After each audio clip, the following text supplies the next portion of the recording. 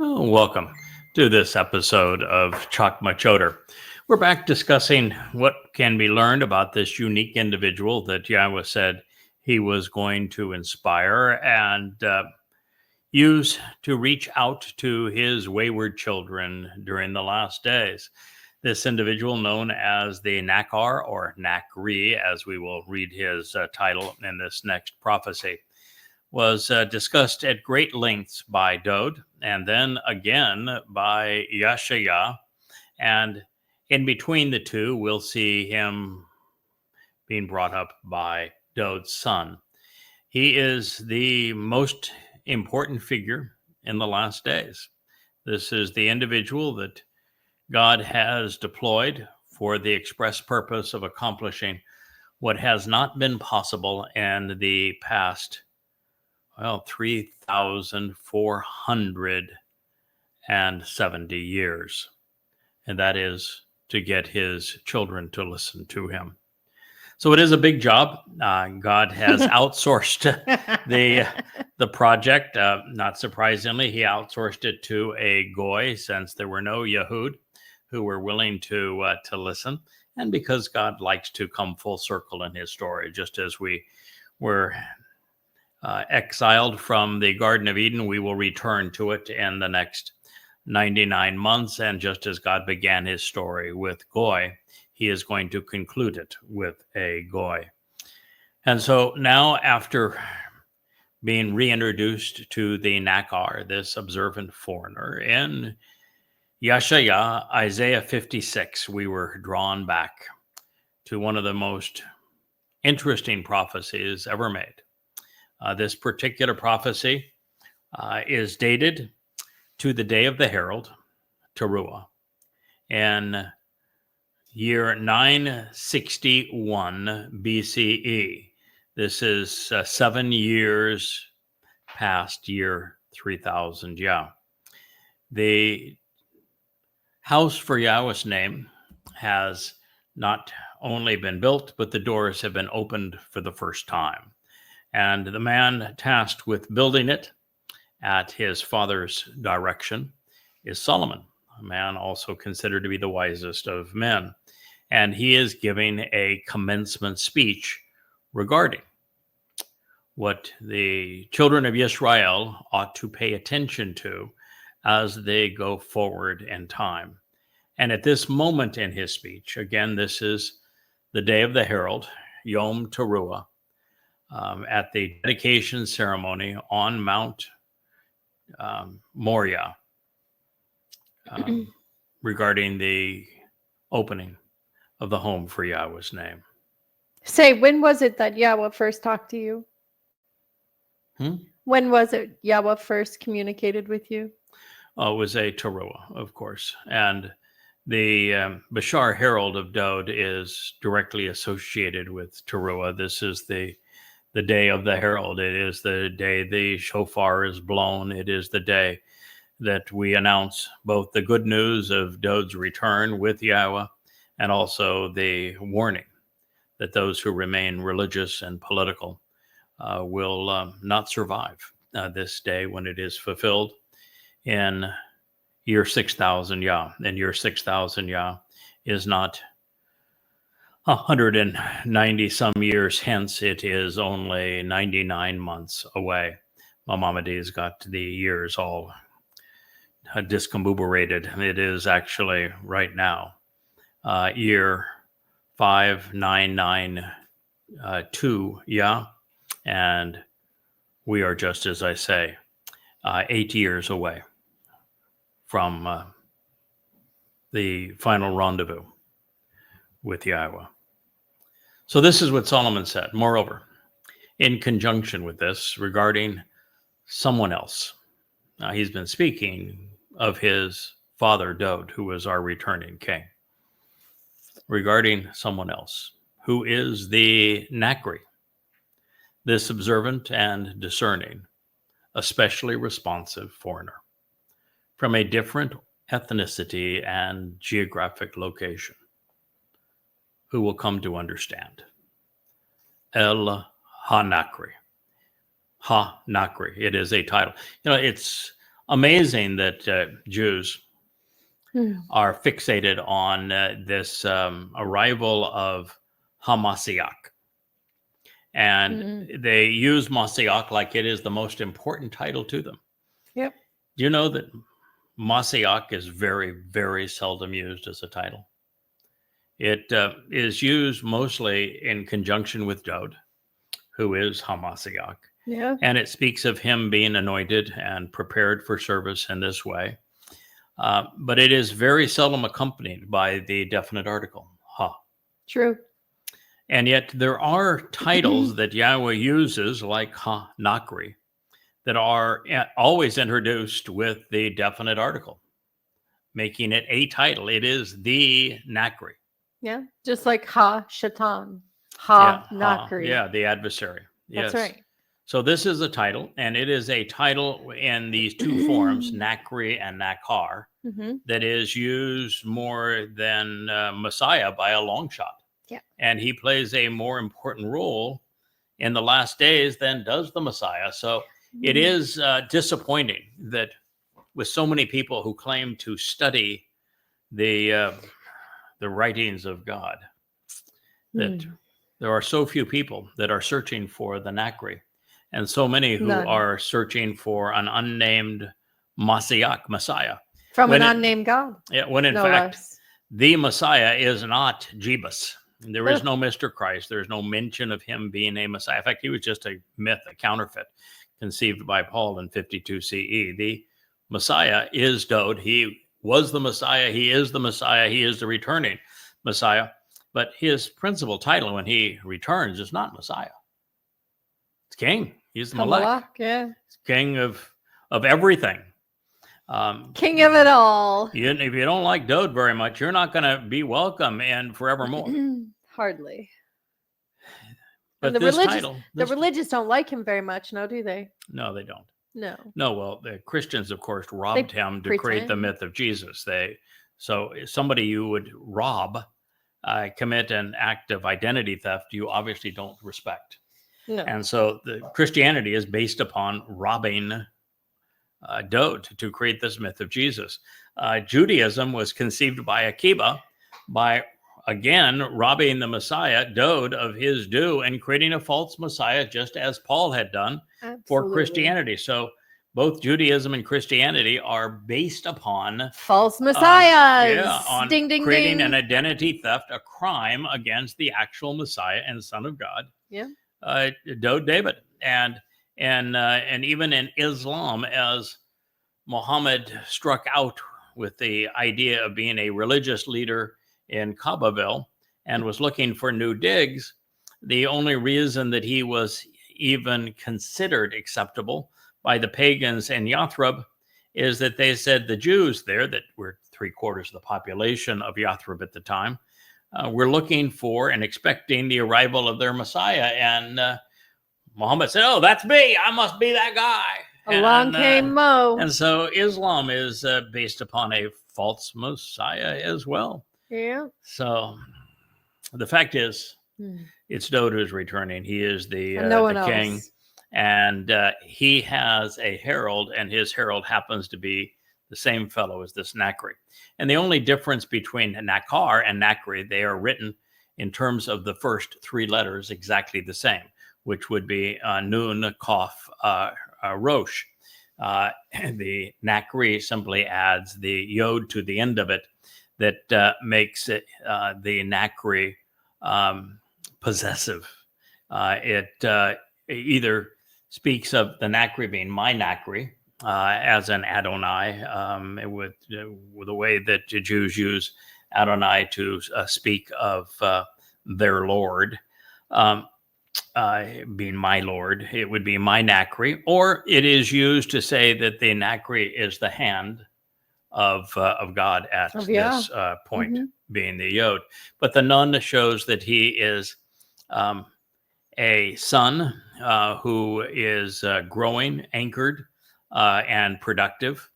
That the Kaf means that he is offering something. He has an open hand, and he is offering it in this case, it would be knowledge, instruction, information. He So is the how one much how much? reintroducing Yahweh's name, for example. Right. Yeah. Offering. All those books sitting behind you, are they free online? Pardon? All of the books you have written about the Torah and what we're talking about, are they free online? Yes. That's a gift. Okay, that's a gift. Okay. Mm. The Rosh is the next letter, and Ha-Nakri, the Rosh shows a person who is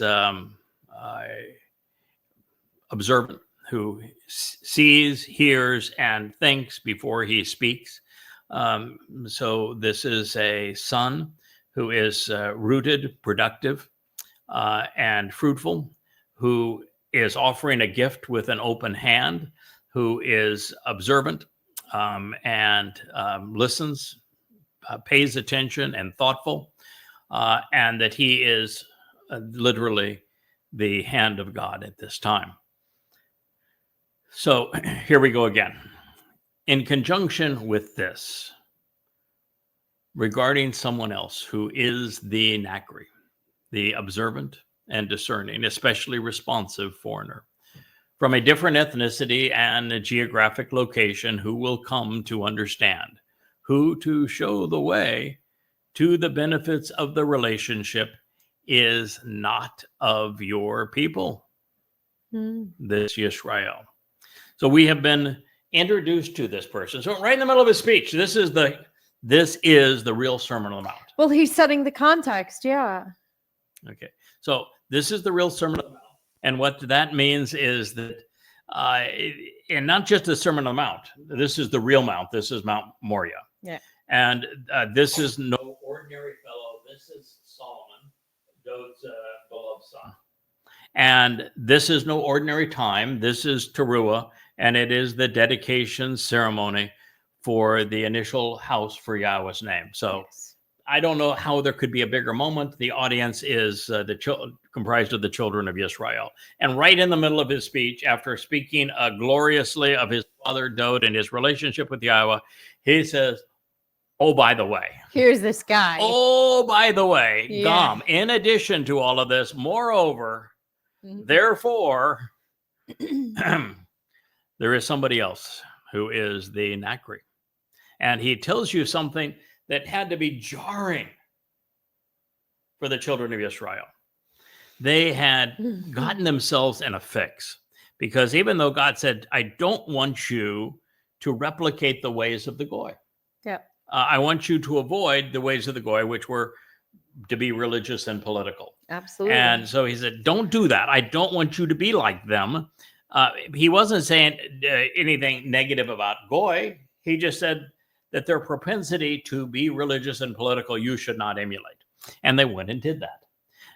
And because they went and did that right before Dowd, they chose Shaul, who became demon possessed because he as their king was argumentative towards the Torah. And so he got his head cut off by the Philistines. And this is, they know perfectly well what happens if you choose the way of the Goy, because his father became king because the people previously had chosen the way of the Goy. And so now Solomon is saying, oh, by the way, the guy that's being appointed here, he happens to be a Goy. He is an observant foreigner. He is not of your people. He is not a Israelite. Which is tough news for the tribe, because we are highly insular. It is correct. And God's saying, and by the way, the rabbis know it. But he says not. This person who is so prevalent throughout the prophets and the writings is a Goy. And so now this person being introduced at this period of time is not of your people, and yet he is the observant and discerning, especially responsive foreigner. Goes on to say, he will arrive at a moment in time for the harvest, and he will return. This is Bo.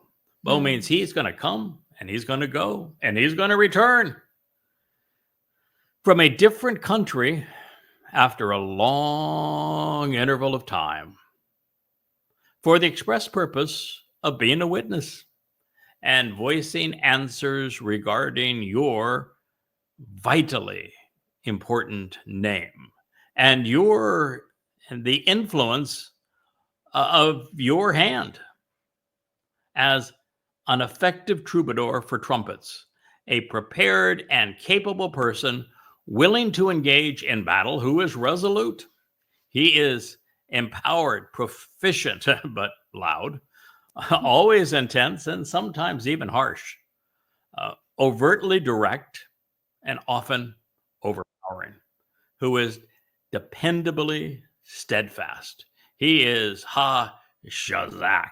Shazak. There's that word, Shazak. Man. Yep. This is a term that appears a lot, not only in association with the Snakkar, but also with Yahweh himself. Yes. Yahweh said that during the exodus from Mitzrayim, that he led the children of Israel out with just like here, with a Shazak. Yad Shazak, Yep. with a resolute, overpowering hand. Yep. And so this fellow, and we got more to say about him, and it gets even richer. But he's going to be an observant foreigner. He's not an Israelite. Okay, we get that. Okay. Okay, so where is this?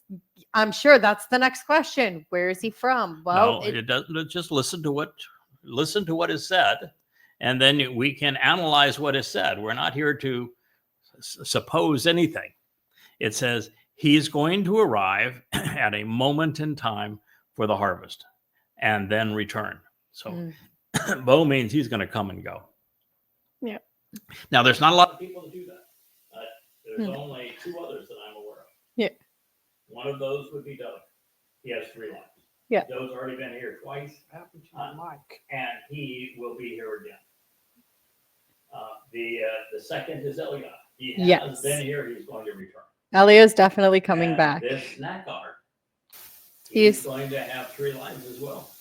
He's here now, and he is going to return. He is going to be beaten to a pulp by Hasatan as the Adam of Parah. Your mic died. Your mic died. Throw up the technical difficulty. So this, my mic is not working. Nope.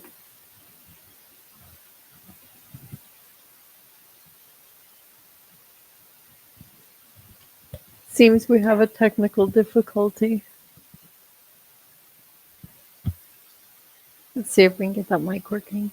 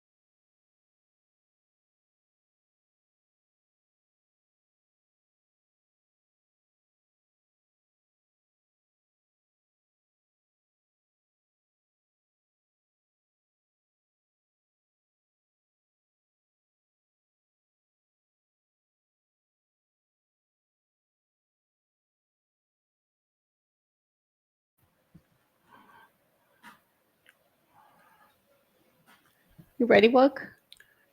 All right, we're live again. All right. Well, I don't know exactly where we left off in our program. We did have a microphone technical difficulty, but we, as you can see, with a much higher mic, we are we're have replaced the mic. Mics are really handy when you're trying to communicate through a live stream. Otherwise, it's would be very difficult for me to shout loud enough for you to hear me from the Virgin Islands to Israel, for example, or even across the United States. So we'll rely on this between now and the time I can shout loudly enough for this to come across. So here we are. We're listening to the Ultimate Sermon on the Mount. This is Solomon delivering the dedication address for the house for Yahweh's name, often called the First Temple. And he is stating that there is something that's going to happen in addition to all he has presented thus far. And this is the arrival of the Nakri. This Nakri is an observant and discerning, especially responsive foreigner. And it says, not only will he show the way to the benefits of the relationship, Asher, that the Nakri is not of your people, this Israel. So he has been really explicit. You know, it's one thing just to say, oh, by the way, you should be expecting the Nakri. And by the fact that it is based upon Nakar, the people would have immediately known this is an observant foreigner. That's the primary meaning of the word. And to then double down and say, oh, by the way, he is Lomen Ata. He is not of your people. That's a doubling down of, oh, by the way, he is not Jewish. And then he says, he is not of your people. This Yisrael, he has tripled down on this. At this point, By the way, let me just make this really clear. Yeah. The person that Yahowah is delivering at this time, the person who is the focus of this prophecy, and these prophecies run throughout the totality of Yahowah's prophetic revelation. They begin in the Torah and they go all the way through Malachi. Yeah. And this fellow, he's a goy. You're looking at him. It says that he will arrive at a moment in time for the harvest and then return. Wabo. From a different country after a long interval of time. For the express purpose of being a witness and voicing answers regarding your vitally important name. Well, who would be the person that reintroduced Yahowah's name? Yada.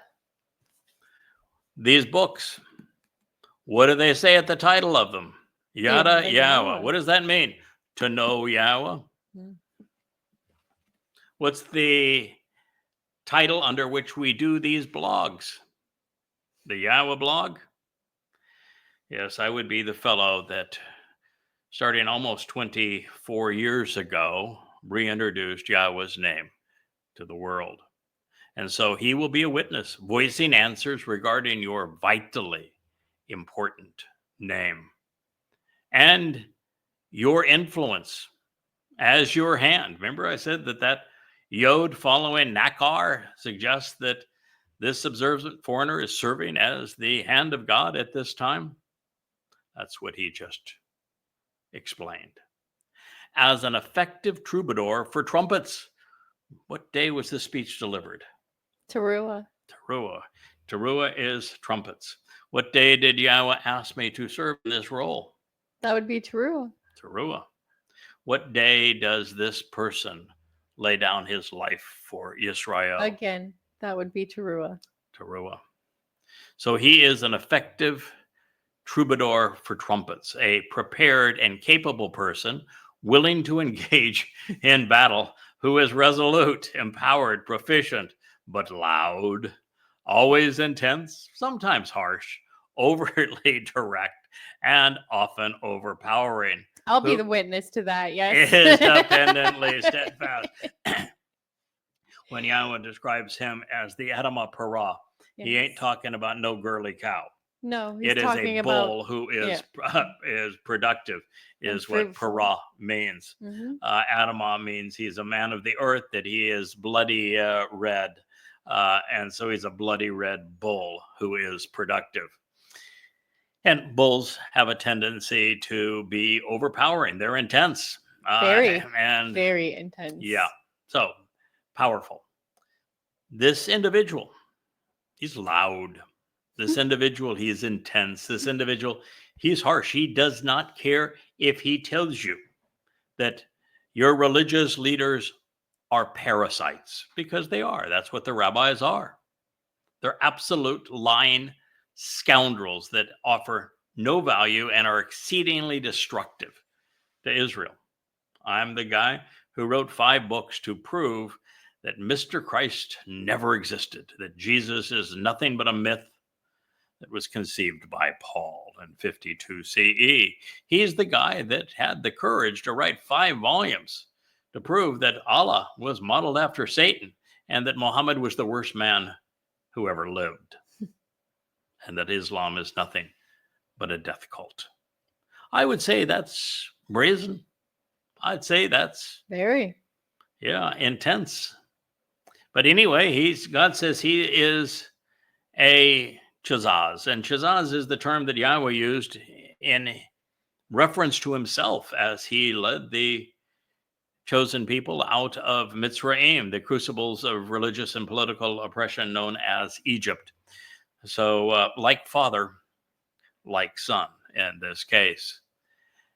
Then he goes on to say, after Shazak, and as your Zarowa, as the one cultivating the seed sown for your harvest, who is fruitful in your ways, when sowing the seeds which take root and grow, Zarowa, of all of the titles that are ascribed to men, Messiah is not even in the top 5. Nope. But Zarowa is. And it may be numero uno. There's only 3 men It's a big deal. who were called Zarowa: Moshe, Dowd, and Yada. And they are exceedingly vital to the well-being of God's people and the communication of his message and the enablement of his plan at the time they lived.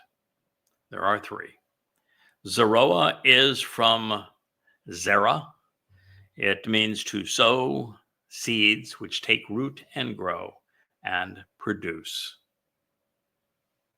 So Zarowa, the one cultivating the seed sown for your harvest, who is fruitful in your ways. He's speaking to Yahowah, your ways, when sowing the seeds which take root and grow, whom you have extended. He's speaking here to the children of Israel about Yahowah. And so this Ha-Nakri has been extended by God. It is God who chose him. If you think that God should have been able to find a Jew, if you think that God ought to have found somebody that was younger, more dashing or articulate somehow, a guy that wasn't quite as intensely opposed to religion and politics. Yeah, somebody more tolerant. Somebody more tolerant and accepting, who would speak words that would tickle your ears. Well, that may be your choice, but it wasn't God's. You don't know our people. Yeah. Because it doesn't say here, this was the guy that the rabbis extended. It doesn't say this is the guy the king extended. It says this is the guy Yahowah extended. You think that Yahowah extended the guy that he wanted to extend? I think Yahowah chooses his own MVPs. Yeah. So when he arrives on the scene and chooses to pursue this, which means the Ha-Nakri has free will.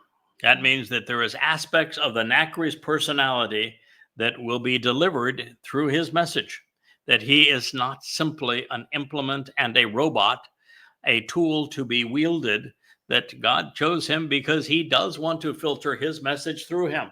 just as he chose Moshe for this purpose. He didn't choose Moshe simply because he was looking for a mouth Or an automaton. or a hand Yeah. to write. He didn't choose Dowd because he was looking for someone to sing him songs. Here's the thing that the people don't realize, that those who are in the Torah were real people with, Yes. with real families and real lives and real. It's just, they have the same issues we all do throughout time. Yeah, God was given no choice, by the way, by the children of Israel, because when he came down to tell the children of Israel during the Exodus, before they even left Choreb, that even after giving them 3 days to get their act together and put on their best face and scrub up for the occasion, when God spoke to them, the first thing the children of Israel said is, please shut up and go away. We never want to hear from you or see you again, which means that put God in a position, since they also have free will, that he could only speak through men. And that is what he's chosen to do. But God chose that for lots of reasons. It would have been his preference anyway, because he doesn't want to overpower us. He doesn't want to overwhelm us. He's going to communicate through a person who reflects the attributes and the attitude that he thinks is appropriate at the moment. It doesn't mean that he is not going to be overpowering through that individual, but a man being overpowering and God being overpowering Two different are things. really different levels of manifestation.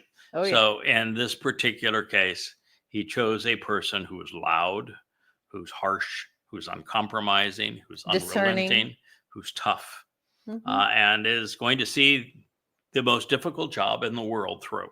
The most difficult job that has ever been given to a human is this particular one that has been ascribed to the Ha-Nakri, which is to get the attention of the children of Israel so they stop being so stubborn, so they stop being so belligerent towards God, so they get their fingers out of their ears, so they shut their mouths and start screaming, Shama Yisrael, Adonai Echad. No, it didn't say yibber yabber. It didn't say change God's name. It didn't say speak. It said listen. And so to get Israel to listen to Yahowah, who is your God, who is one, is, well, Wait, didn't heretofore- Yahweh say to listen to you? yeah. Okay. Heretofore, it hasn't happened. Even God gave up on you. Moshe gave up on you. Dowd gave up on you. And now you got me. Yeah, Now, I I'm think- not going to give up on you. But the fact of the matter is, you're going to push me right to the very limit in this regard. So when he arrives on the scene and he chooses to pursue this, I still have my free will. I could give up on you. I'm just not going to.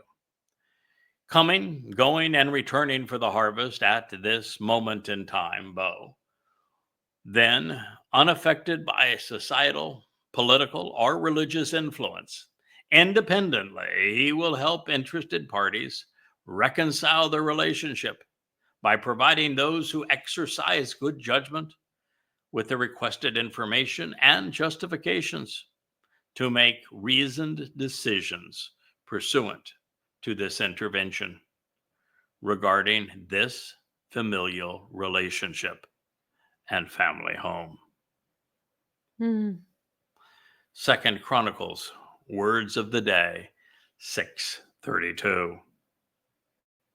When you hear this coming as if out of the heavens, listen to what comes from the spiritual realm. From within the location where you live, no matter where you are, then engage and act accordingly, doing everything which to show the way, Ha-Nakri, the observant and responsive foreigner from a different ethnicity and geographic location who understands, has proclaimed, and has invited you to read, summoning you for the express purpose of serving as this witness, as a teacher who provides answers such that all people of the earth will have a genuine and ongoing opportunity to become familiar with Yada, to know, to acknowledge, accept, and understand your name.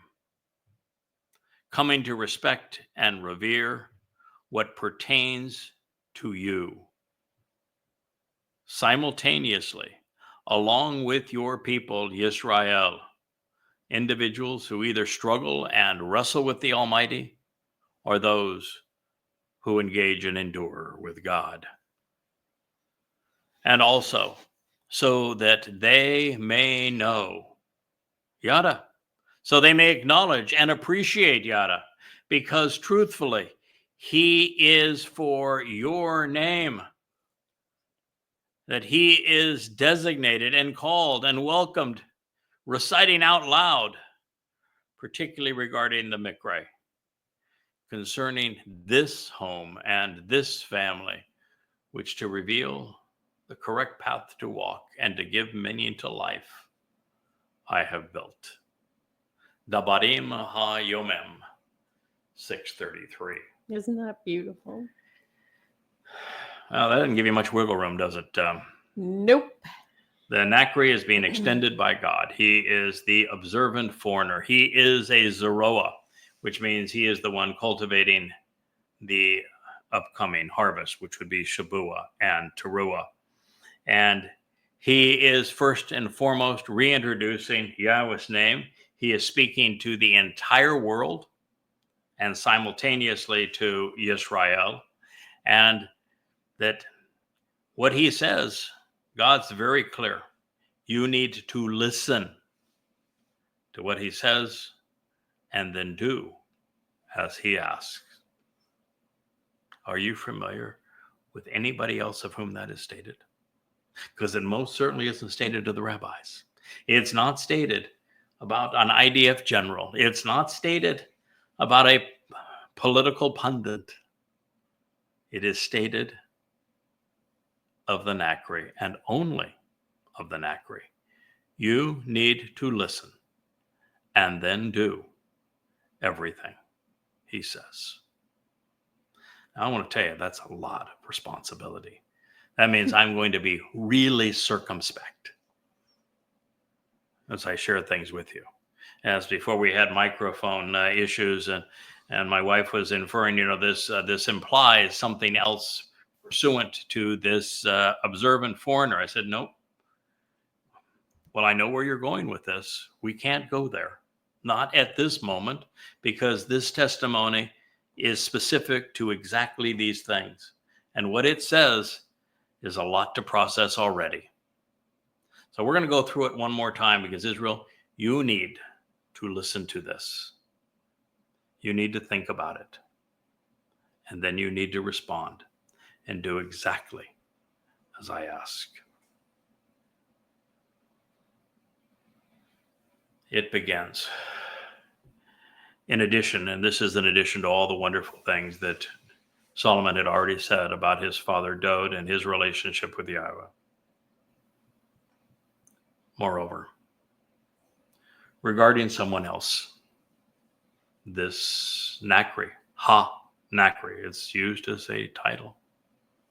This observant and discerning, especially responsive foreigner, who is from a different ethnicity and geographic location, who will come to understand, who to show the way, to receive the benefits of the relationship, is not of your people, this Yisrael.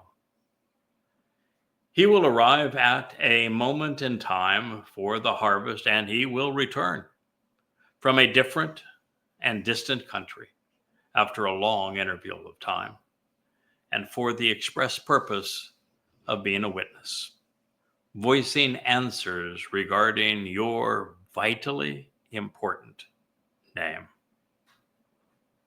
Ha-Gadol Shem, and your influence as your hand, as an effective troubadour for trumpets, as a prepared and capable person willing to engage in battle, who is resolute, empowered, proficient, but loud, always intense, sometimes harsh, direct, can be overpowering, but dependable and steadfast.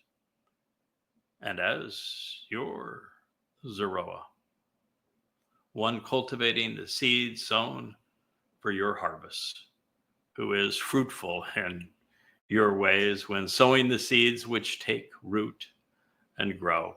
I'm smiling because here Solomon is referring to me as Yahweh Zarowa. It says, as your Zarowa. Yeah. We were reading from Isaiah 56 as we were leading up to this. And by the 63rd chapter, Yahshua is just ecstatic over the Zarowa. Same fella. And Yahshua says, no, that's my Zarowa. Yeah. My Zarowa. Yeah. That guy, he is sowing my seeds right there. And Yahshua is very, very, very happy of the work we're doing together. But this says Yahweh's Zarowa, whom you, Yahweh, have extended. When he arrives on the scene and chooses to pursue this, coming and going, returning for the harvest at this moment in time, then unaffected by societal, political, or religious influences independently, he's going to help interested parties reconcile their relationship, providing those who exercise good judgment with information and justification to make reasoned decisions regarding this familial relationship and the family home. So when you hear this, as if coming out of the clouds, out of the sky, from a satellite, for example, you should listen to what is coming your way from the spiritual realm. From within the location where you live, no matter where you are. And then you should engage and act accordingly, doing everything. Ashaka kol, which to show the way, Asher, Ha-Nakri, the observant and responsive foreigner, has proclaimed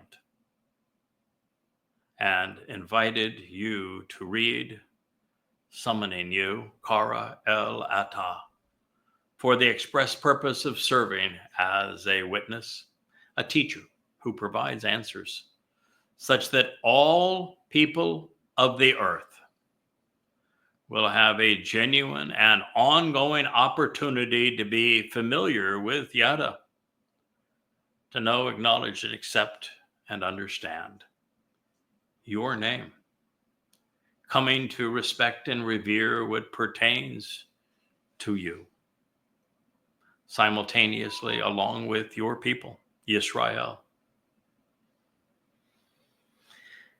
And also so that you may know, acknowledge, and accept, even appreciate Yada. Because truthfully, it is for your name that he is designated and called, welcomed, reciting out loud regarding the Mikre, concerning this house and this family, which to reveal the correct path to walk in life, to give it meaning, I have built. Dabarim ha-yomem, 6:32 and 33. I'm not sure there is a more profoundly important message for the world than this one. I'm not sure there's more wonderful news for Israel than this right here, because we're in a world of hurt. And it has been a long time, A, since we listened, because we're always jibber-jabbering, and B, that we've had a witness from Yahweh. I think there is better news for Israel. The best news for Israel is that Yahweh's name can be known. Yes. It can be cherished and pronounced. And that the actual Messiah and Son of God, the Savior, the former and returning King, is the most Yehud of Yehudim. He's Dowd. You don't have to worry about what Messiah is coming. You don't have to pay any attention to the false messiahs of Jesus or Bar Kokhba, or that star under which you rally, which is the star of Bar Kokhba, son of a star. No, you're Messiah. He's Dowd. He's David. He's God's beloved. In fact, his name is in your name, as is Yahweh's. You are Yahud. It is a compound of Yahweh and Dowd. Yahud. You know who you are. You know your Savior. You know your King. You know your God. This is the gift that is being offered by the Ha-Nakri. He's not here to introduce you to himself. He's not here to solicit any homage from you. He's not here to ask for money or donations. He's simply here to introduce Yahweh's name, just as this testimony says, to share with you the information you need to know to return to Yahweh, so that you can receive the benefits of the relationship, so you know what you need to do to resolve the fractures that you created so many years ago, so that you can be part of that fruitful and productive harvest. That's why he's here. That's why he gives his books away free at yadaya.com. He's not here for him. He's here for you. He's not extended for God. He's extended by God to you. But if you don't listen, if you continue to pretend that you can be religious and make a God in your own image, if you want to pretend that the Haredi are somehow in touch with God, if you want to pretend that the Talmud speaks for God, if you want to pretend that that star is relevant to God, if you want to pretend that God is looking out for you at this time when he said that he is estranged from you, he has divorced you, he would like to rekindle this relationship, but not while you're in this present attitude. So, this is his message to you. You're currently estranged from him, but he is offering this opportunity. He is extending Ha-Nakri to resolve that. But to benefit, you must listen and do. Would you say that Yah was extending an olive branch? Absolutely. Yeah, Choter. Yeah, he's literally as one of the two witnesses, he is an olive branch. As a Choter, he is an olive branch. And truthfully, he is the branch off the tree of the knowledge of good and bad, so that you know what God thinks is good and what he thinks is bad. For example, the relationship is good, religion is bad. This is who he is. So at this point in his Sermon on the Mount, Shalomo encouraged Israel to defend the Ha-Nakri in the ways that Yahweh has expressed. It reads, indeed, when your people go out over a protracted period, doing so for battle against his enemies and their foes, in the way which, for the benefit of the relationship, you will send and direct them, on their own initiative, they should intervene and furnish justifications with copious arguments regarding you en route to this city, that to show the proper way you have chosen for this, along with the house that I have built for your name. In other words, support him. Those who speak against him, the religious and political, who are his foes, should be your foes. And you should be prepared to provide justifications and copious arguments regarding what he has to say about Yahowah. So you should listen at this particular moment in time.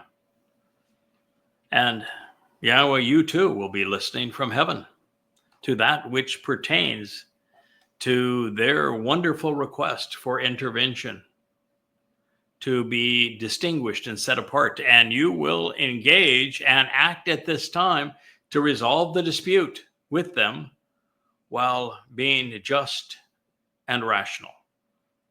2 Chronicles 6:35.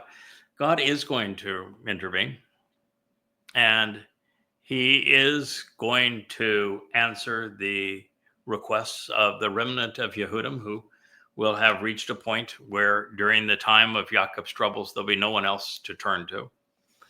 And at that point, Yahowah will engage, and he will restore the relationship by still being just through the sacrifice of the animal Parah, which will take place on this same day of year on Teruah.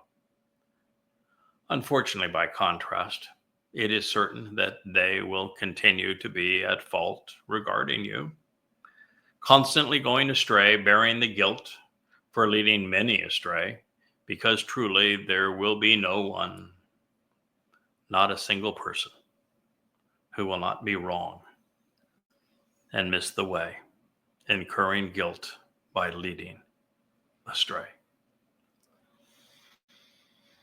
Israel, from the time of Malachi, who was the last to speak for Yah as a prophet, to the time that I was called to serve Yahowah just shy of 24 years ago. According to Solomon, and according to Yahowah, who is inspiring these words, there were none. There wasn't a single person among the Israelites who wasn't wrong. And most were leading others astray. Therefore, you will be indignant and furious with them. This is Solomon recognizing that Yahowah is going to return to the same attitude that he had towards Jews during the Exodus. If you read most of the Torah, particularly through Numbers, Jews were so belligerent, God gave up and was indignant and furious with them. And so God's going to continue to be that way with most Jews until they finally return, till they finally listen to the Ha-Nakri that he has sent out and dispatched to them. And so you will offer them up, giving them into the presence of the enemy, so that they are taken captive, with them hauled away as slaves by their captors to a land and place far, and one that is near, quite soon and in a distant period of time. It would happen with the Assyrians, it would happen with the Babylonians, and it would happen when the Romans created the diaspora based upon Rabbi Akiva's false Messiah. And then when there was a return after the Holocaust. But ultimately, this now is your last chance. But by coming back, changing and returning, in their best judgment, improved attitudes and ambitions, while in the area which they will be held as captives, yes, they were held as captives by the Muslims, were you not? And that was nearby. It is the most recent captivity. There'll be another Alaska flood 2.0 is within 2 years of occurring. And you will be held as captives yet again nearby, where with the Babylonians and the Assyrians, you were held as captives at a distance. There'll be many, many such times. You were held as captives throughout Europe as a result of the diaspora. And by turning around and changing so that they can be restored, this is the magic word with Yahowah. You know, when you're a kid and your parents says, "What's the magic word?" and you say, "Please." Well, in this particular case, there's a magic word with Yahowah. Shub. You return, he returns. Shub for Shub. Or no Shub for you. No Shub for you. They will take the initiative to independently pursue a more favorable consideration towards you, showing some appreciation, kindness, and affection for you while in the place of their captivity. And, the time of Israel's troubles, particularly just its time, troubles is Sha'ar. Sha'ar actually means confinement. Israel is going to be shrunk in size, and Jews, as they have been so We're often, already confined. We're surrounded by 55 million Muslims. are confined. So that's what this means. Penned in, yes. As a result, they will eventually say, we were wrong in missing the way and in leading others astray. With our corruptions and perversions, Talmud, our propensity to bend and twist, Judaism, well, also Christianity and Islam, which the rabbis also created, and our wrongdoing, such that our being malevolent has left us covered in our own guilt. But they change, and they will come back to you by exercising good judgment with a far better attitude, with the entirety of their soul and consciousness, while in the land which they will be held captives. And in the realm of their incarceration, they will be deprived of their freedom. You are entering the time of troubles. Israel, it's 11 months hence, and it will be worse than the Holocaust, according to the prophets. And it will take that to get you to finally Shub. And without being prompted or provoked, they will take the initiative to mediate on the justification for intervention regarding the way to their land, which for the benefit of this relationship, you gave to their fathers, and the city that you have chosen, as well as the house and family that I have built for your name. It is the house for Yahweh's name, and you won't even say Yahweh's name. You think God's going to allow you to build a temple when you won't even say his name, and it is a house for his name? Then at that time, you will finally listen to their request for intervention and for wanting to be set apart from your heavenly dwelling place, which is where God is. He's sitting this one out, and he will listen again, but only once you request intervention, because you show a willingness to listen, and you will hear their pleas for compassion. Listen at this time from the spiritual realms, from your dwelling place where you reside, to their glorious request for the distinction of being set apart, which means being unreligious and non-political, as well as to their pleas for compassion. Then you will act to resolve the dispute with them, while being just and rational with them. Mishpat means to ponder the implications of making good decisions, of being fair. And you will pardon your people, removing their guilt, releasing your family from their religious crimes, who have long been wrong about you.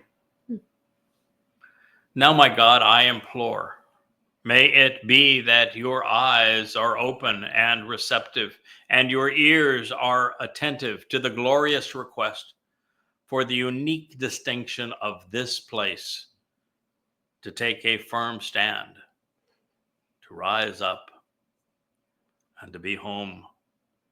This is where the witnesses will come. It is the Temple Mount.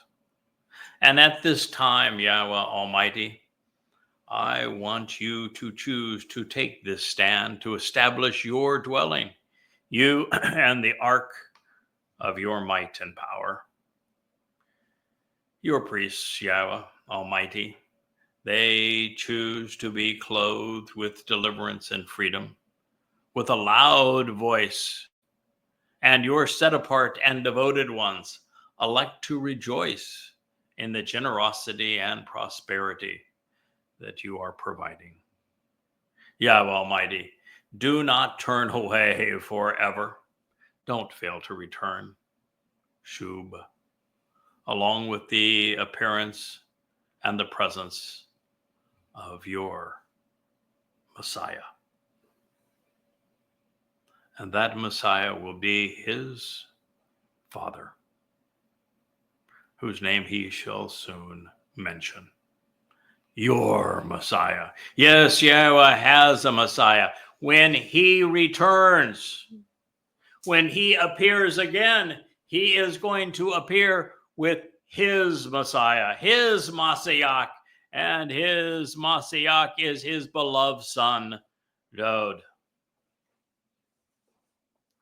I want you to choose to remember the most memorable of men, recalling your steadfast devotion, your loyal love, genuine kindness, and enduring affection, your unfailing favoritism. What the fuck? For Dowd, your co-worker and associate. Dowd is the Messiah. Dowd is the one Yahweh chose. Dowd is the most memorable of men. Yahweh favors Dowd. Reveal the relevant comparison as Shalom reconciliation finished and furnished the justification for intervention, following the fire descending out of the heavens. And it will consume the elevating offering of the sacrifice. Then the glory and the splendor of the manifestation of the persona and reward of Yahweh will completely fill the Bareth family home. God himself is going to ignite the fire under the sacrifice of the Adam of Parah on this day, Teruah, in your 6,000 Yah. And that's how he will intervene, descending from the heavens. And this offering, this sacrifice, will be accompanied by the glorious manifestation of Yahweh on behalf of the Bayeth, God's family and home. Yomem, words of the day, 2nd Chronicles, all the way now to 7:1. What an awesome depiction of what will come as we draw ever closer to the sacrifice of the Adam of Parah. This bull who is productive. And to Dowd's glorious return thereafter, as Yahweh's presence will fill his home. Every word of this speaks of Yom Teruah, followed by Yom Kippurim in year 6,000, just 99 months from now, on September 24th of 2033. Recognizing that this speech was delivered on the day of the Herald, 7 years shy of 3,000 years before its fulfillment, just as will be the Shavua harvest before Yahweh's return with his beloved son, Dowd. I think that's a long interval of time. 3,000 years. That's a long time to be separated, but think of the joy Yes. of the family reunion. But since this addresses the role that I have been asked to perform to facilitate the Messiah and King's triumphant return, it's worth noting that it was spoken 2,924 years before I was born. 2,970 years before I was called and engaged. And 7 years shy of 3,000 years before I will have achieved what Yahweh acknowledged through this prophecy. That is not unusual, however, for Yahowah. Dowd and I appear during the Exodus, at the time that Moshe gave up, when God wanted to say, no, we're going to get this done. You're going to get them to the land, and then I'm going to take it from there. And these are the two fellows that are going to make that happen. And one is Dowd, Yahweh's beloved, God's beloved. And the other is my Dowd, the one who serves as Dowd's right hand. This man of Gentile origin, because he is from the sea, which is what my Dowd would represent, and the very hand, my idiot of Dowd. Where do you live? And so there we have them appearing, acting as prophets. 3,470 years ago. I'll add to it the comment about the sea. We live on an island in the middle of the Caribbean Sea. Literally. We do. It is also true that when Daniel, who was at best a scribe, he was not a prophet, received visits by three men. Those three men, two of which are named Yahowah, which is God's most capable and courageous man, Gabor, that would be Dowd. Yeah, and Micaiah. And Michael, which is the one who is right about God, who is Yahowah. And he's a man. They're both men. They're both It says men. they're men. Yeah, neither of them They're are, not angels with wings. are angels. And that they are joined by Eliah. It's the same three who will perform in the last days on behalf of Yahowah and the children of Israel. And we are having a conversation with a man 2,600 years ago. Where did he live? And so it is only with Yahowah. Well, Yahowah took his prophets in the past forward in time and then back in time so they could write about future history. Well, he has taken individuals like Yahowah back in time to explain what was going to happen in advance. And the whole discussion in the 12th chapter of Daniel, which has remained sealed until this moment, I was able to deduce in these last 3 days and unseal it. And here we are now, where I can tell you that Dowd is the prophet, and I'm explaining his prophecy, and he is laying out exactly what's going to happen between now and the time he returns. An interesting point is that these men are talking to Daniel, which means his name literally means Yahowah is judgmental. Yeah, God is judgmental. And he's speaking to a man in Babylon. You want to tell me what Babylon means? Yeah, to confuse and confound. And you've got Dowd giving the much of the prophecy, and it is Michael, his herald, that is explaining it. Mm-hmm. But also in the presence of Eliah. Yeah. Because he will be the master of ceremonies, and he's a huge part of what happens. And, at first when I began to realize that there is no other option than Michael is this Ha-Nakri, you feel really odd. How could you be having a conversation with somebody 2,600 years before you existed?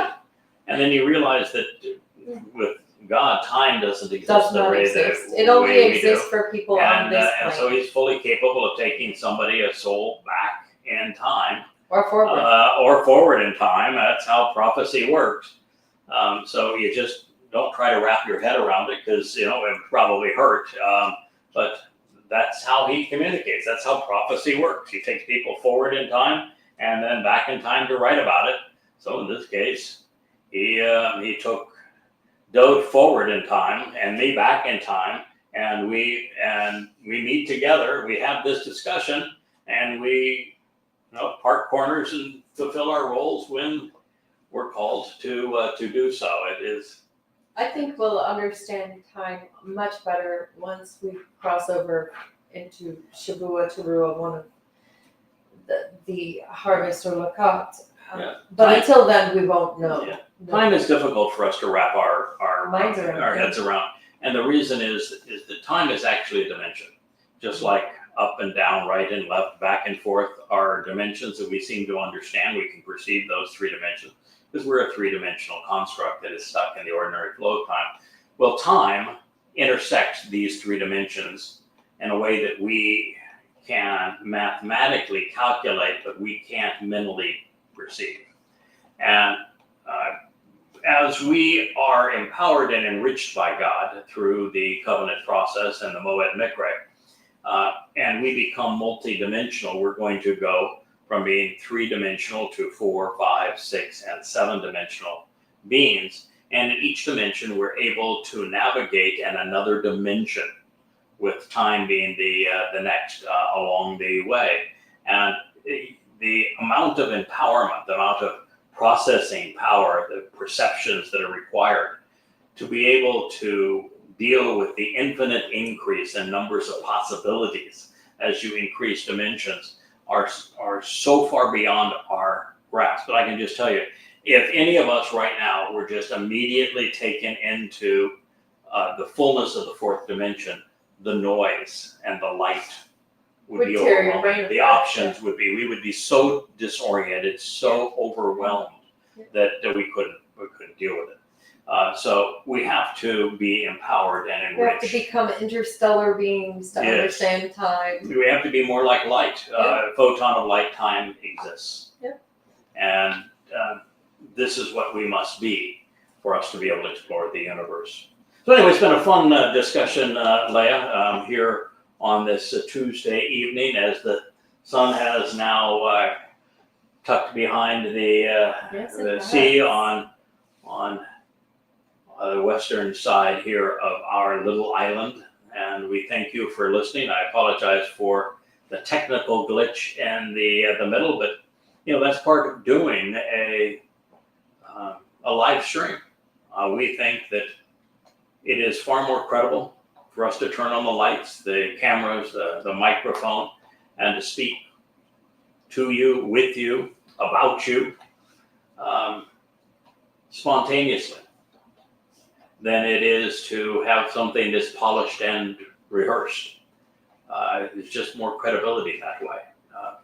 When Moshe gave his speeches, he didn't duck into the tent and say, I want to practice this 3 or 4 times before I deliver it.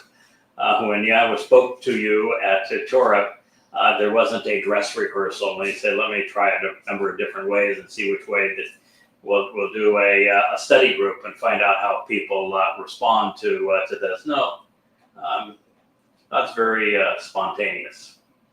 And while he has thought all of this out, he wants us to be genuine. And that we are. And so sometimes just seeing how we respond when there are challenges along the way tells you a lot about us. Do we get upset and frustrated and throw things around the room, or do we just simply resolve the problem, move away from that obstacle, bring in a new mic? Because, my view was when I was asked to do this back in December by Yahowah, that if one mic was good, 12 would be better. One camera was good, maybe 20 would do the job. As I'm surrounded by lights, if 2 or 3 studio lights would be good, how about 15 in every studio? So we're prepared, we're committed, we're resolute, and Johnny on the spot. And we're shazak, as God would say. And it's important that you see us as we really are. So I thank you for listening. You have a wonderful evening.